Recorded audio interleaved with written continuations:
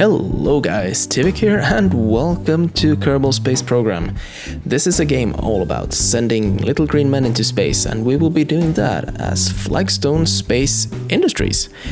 Now, this is a game that is pretty much all about building rockets, really. And that is something that we will be doing a lot in this series. I have a lot of cool ideas planned for this. We will be going first of all up into space. This mission is called Aquila, or the Eagle, which is, well, I set a goal for myself to successfully orbit the planet and gain some insight in the effects of zero-G on Kerbal, and that is what we are aiming for. So as you can see here, I'm just making the final preparations for Aquila 1, which is our first rocket. And we go over to the crew and take a look. Sandrid Kerman there is not very courageous. We need one with lots of courage, and Jen B. Kerman, he's our guy, so to launch. We start out by doing some EVA, which is extravehicular activity outside of the vehicle, just to get a little bit of extra science in the beginning here, and we do some crew reports and check that out before we throttle up. Not that it's really needed, because as you can see, this rocket is all about boosters and staging. Forgot about that, so here we go. Now this rocket is kind of loud, also very unstable, and has absolutely no way for Gen B to separate from the boosters below. And these boosters are, whoa, okay, so it's definitely not stable. I cut power there, but realizing that, this one does not really have any controllable power, so we're in a bit of a pickle here. I think, though, that Gen B manages to control the thing after a very high G maneuver there. Okay, so here we are. Okay, we've got control again. Excellent. So, Jen B. Kerman is still alive. We're running out of fuel. As I said, these boosters, they will burn until they are out of fuel, because they are solid fuel boosters, and they are now out of fuel, actually. Excellent. So, I armed the parachute, and as you can see, it's waiting for negative vertical velocity, so it's waiting for me to start falling before it deploys, and we are kind of low, only 8,000 meters. And there we go. Parachutes are out. So, one of the effects that we see from one of the mods that we have, we are using Ferrum Aerospace mod, which is an aerodynamic mod, and it's all about making the game more sort of like realistic when it comes to the way that ships or crafts behave, especially in the atmosphere. Well, only in the atmosphere as far as I know. And there we go. The parachutes are deployed, and Jen B. Kerman is now slowly but surely going back to Kerbin, landing in the water. So, while he's slowly losing altitude, let me tell you about a few mods that I use. Ferrum Aerospace you already heard about. I also have, for your pleasure, the Minimum Ambience mod, which increases the ambient light, which makes crafts a little bit brighter once up in the darker sides of planets and moons. I also have B9 Aerospace and KSP Interstellar. I use the KSPX stock part expansion mod, and a lot of them. We will be going through them as they are introduced, and whoa, that's kind of a buoyant thing. It bounces on the water. It's probably kind of empty, full of air, I suppose. And I am going to take Gen B out for some EVA action here, so he can gather up, and we're in the water. Gather up some you calculate the number of snacks you could bring to be able to swim to KSP. Yeah, it's not very far, so I checked the surface sample there, and I bring it back with me on board. At least I try. I have to kind of jump, swim on top, and there we go. I'm on board again. And I try to do another EVA report, but we already did one. Yes, you need to store them away before you do another one. And there we go. Not a lot of science, but let's recover. And here we are. Science summary for Aquila 1. 32 science. Now, this isn't a lot. We'll get a lot more later, but for a very first mission, it's not too bad, really. I think that we should take a look at... Yes, we are getting ourselves some new stuff. And the basic rocketry is the first node that we'll take a look at. And then we have general rocketry, survivability, and some interesting stuff in here. We have some more engines in survivability, which is a bit strange. Wouldn't that be in propulsion or rocketry? But we also have the life pods and, well, the life support pods, which is from the TAC life support mod itself. It's something that will be focused on a bit later once we start going into space. And we have the stability node here, which has some various stuff for decoupling and some fairings, which will be very, very important. There we go. And I go a bit forth and back and choose that one. So let's start out with Aquila 2. Now, I was looking at this other pod from the AES mod pack, but I don't like the look of it, so no, I go back to the normal one. And this is now fast forward a little bit. I can't quite remember how fast I put this.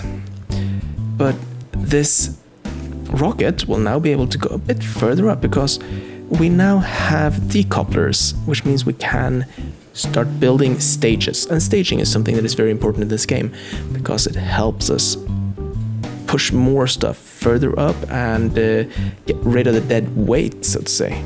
So I put on some simple stuff first. There we go. We have 3,000 meters per second delta V. If you look down in the bottom left, around on the delta V stats there, look at the VAC delta V column, which is the second to the last on the right. At the bottom stage there is listed as, oh, what is this? Oh, this is a new decoupler thing for the new engine, which I don't quite like the look of the way that the engine couples, so I'll just put on a normal engine for that.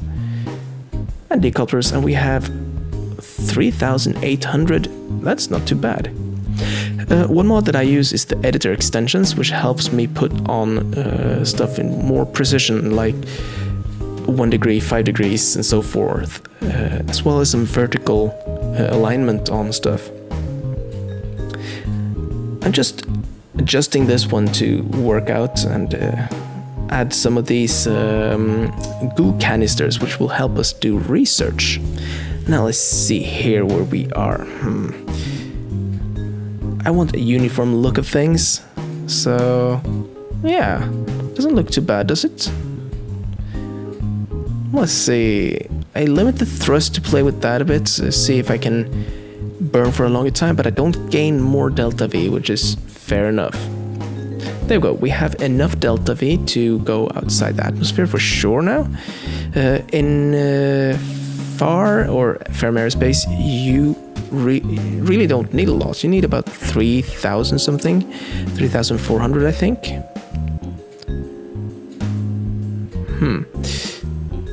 Yeah, extra boosters to help me a bit further up. Yeah, I saved this one, and let's see. Samdred, will you go? Yeah. So, let's fire up the boosters, shall we? Ooh, that's heavy. Now, I do have a MacLeod.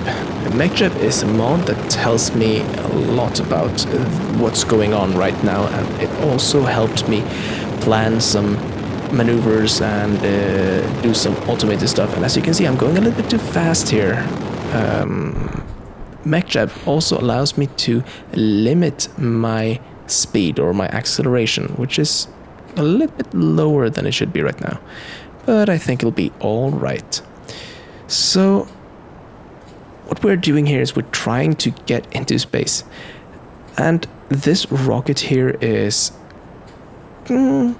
quite simple. It doesn't have a lot. It has very little power, which is something that I will run out of. and it has a little bit of thrust. It should be able to get up. What I'm trying to do here is trying to rotate the craft around so it's facing the right way, and whoa, it's wobbling. If you look in the top area, you see the heads-up display from the Void mod. It's got orbital altitude of 3,000, 30,000, 32, 33, and so forth. It's also got apoapsis information as well as periapsis information.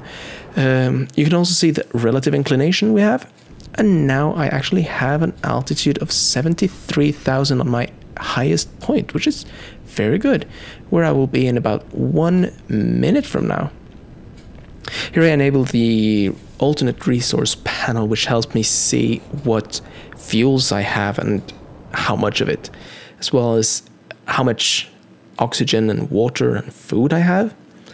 1 unit of food, water and oxygen is enough for exactly 1 day for 1 Kerbal or Kerbanaut. And just doing a little bit of science experiments before jumping out on a very dangerous EVA. You might be okay for a few minutes. Probably not. So, let's see here. I aim up the rocket. We got a apoapsis at 80k or 80 kilometers. This is a normal.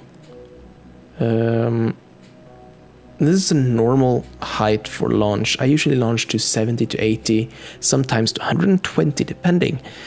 That's all depending on what kind of payload I have and so on. We'll be getting to that for sure. EVA report of the water and quickly back in. So, we have about 20 seconds, and I kind of forgot that I was near apoapsis. I was looking at my electricity at only 15 minutes, and I realized that we might not survive very long up in space. So at 8 seconds I realized, oh dear, I was supposed to go to launch now, or burn, so I can circularize my orbit. Unfortunately, burning this late, when you have almost a minute to burn to get that apoapsis to periaps, or rather get the periapsis to apoapsis height, I have started going down again. If you look at the top area, you see my vertical speed, which is negative 80 meters per second, 90 meters per second, which means that I am losing altitude. Quickly, very quickly. And while I am raising my periapsis, I kind of realized that this is not going to go well. So, what other mods do I have? I use the Kethane pack for Kethane extraction, which we'll be doing later, quite later actually. I got the Kerbal attachment system, KAS, to help out with, well, attaching stuff. We will get to that as well. If you look at the toolbar in the top left, that's one mod that I have, and oh, there goes the bottom stage. I dumped it in favor of driving the smaller one to actually trying to raise the periapsis, but as I see my apoapsis is going up, I realized that no, we're not going to be circularizing this one. No, we're not. Actually, I do try, and Samdred actually,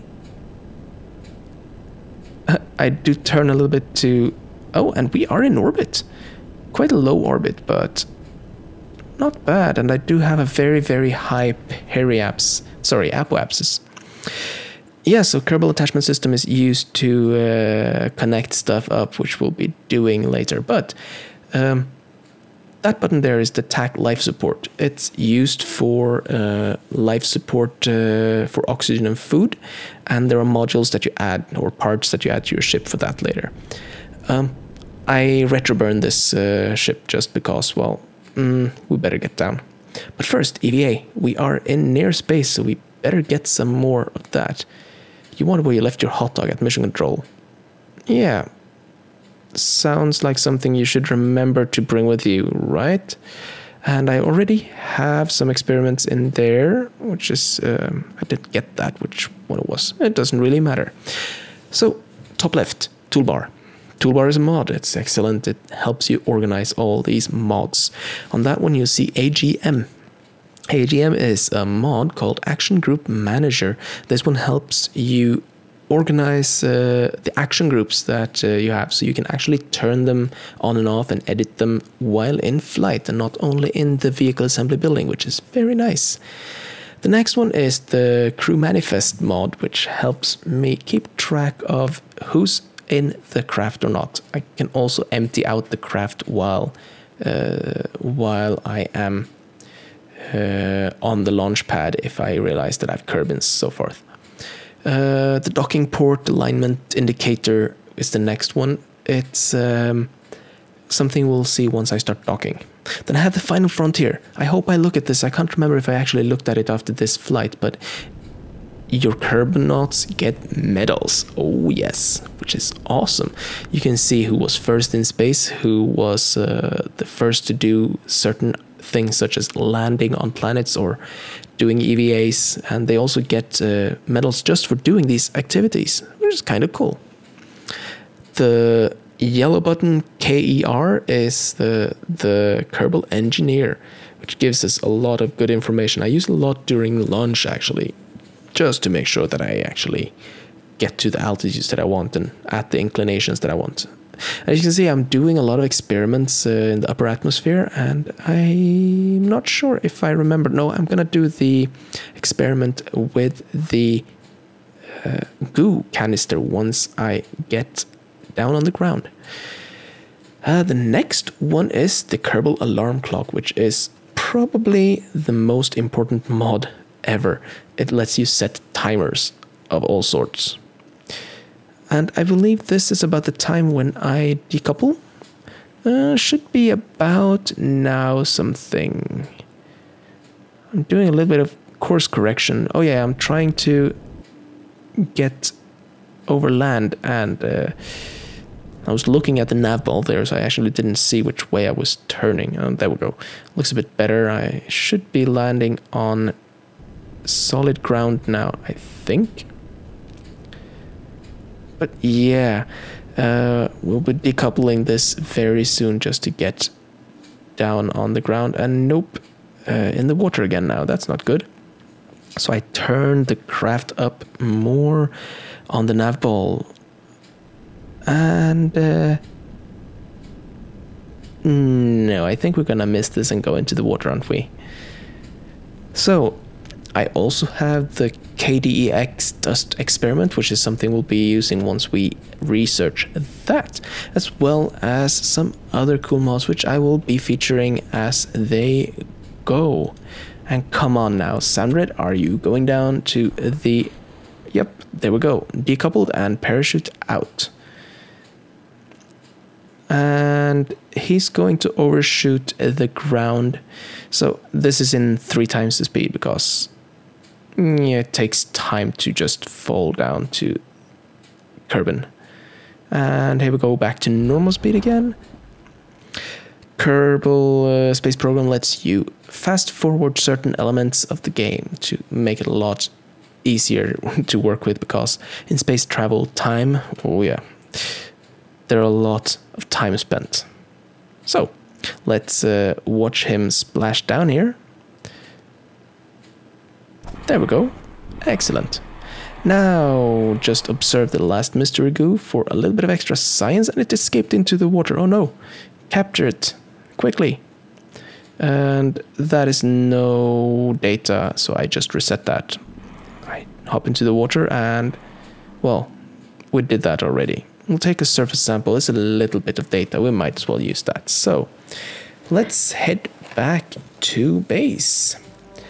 And I just pick up the last ones of these just to make sure that we have everything that we need. We have a lot of stuff, but that's it for this episode. I do hope you have enjoyed it, and I will see you in the next one. Take care. Bye bye.